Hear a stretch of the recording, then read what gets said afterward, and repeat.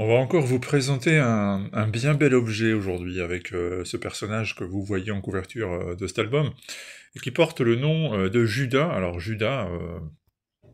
normalement vous connaissez, il est devenu extrêmement célèbre, notre ami Judas Iscario, tout simplement parce que c'est le traître par excellence, le personnage membre des apôtres qui finalement a décidé de livrer Jésus en échange de quelques pièces d'or. Et depuis, eh bien, lorsque vous voulez évoquer une action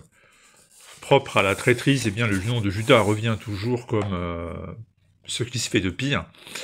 La question, toutefois, se pose, est-ce que Judas a bien eu le choix au moment où il a livré Jésus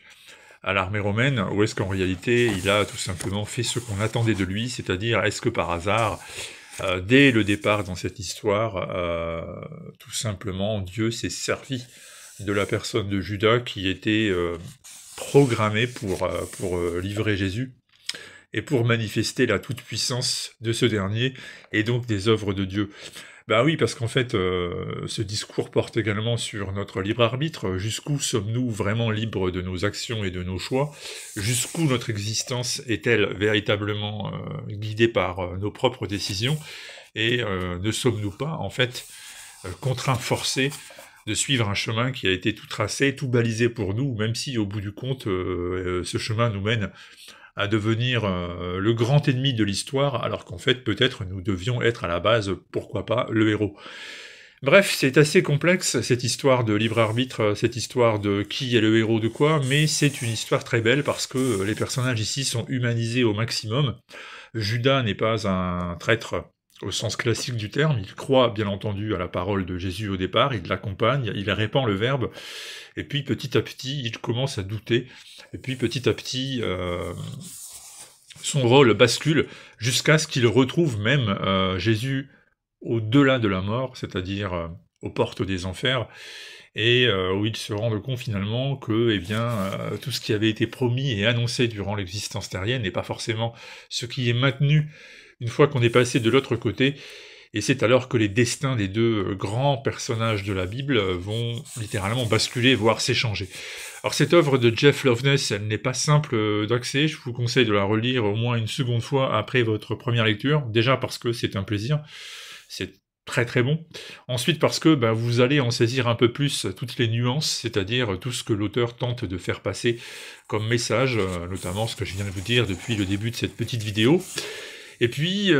outre le scénario de Loveness, vous avez les dessins de Jakub Rebelka, que vous voyez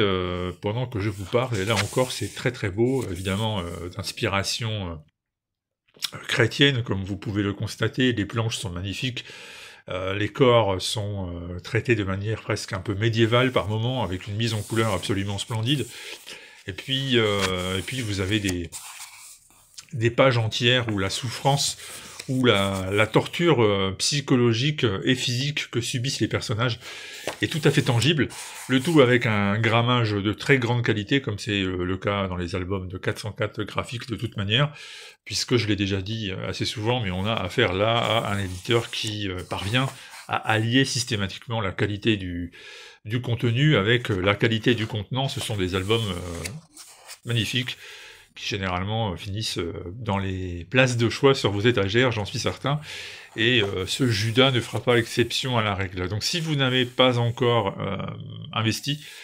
et que vous hésitiez, eh bien sachez que c'est une œuvre mature, splendide, dessinée à la perfection, et d'une grande intelligence, donc ça fait plaisir d'avoir parfois sous les yeux ce type d'album. Ça s'appelle Judas, c'est très simple, c'est assez laconique comme titre, et c'est une des versions les plus étonnantes et les plus pertinentes que vous pourrez voir de toute votre existence de lecteur. Donc je vous recommande d'aller y jeter un œil très vite. C'est sorti chez 404, désormais depuis maintenant quelques temps 404 graphiques, et ça vaut vraiment son pesant d'or.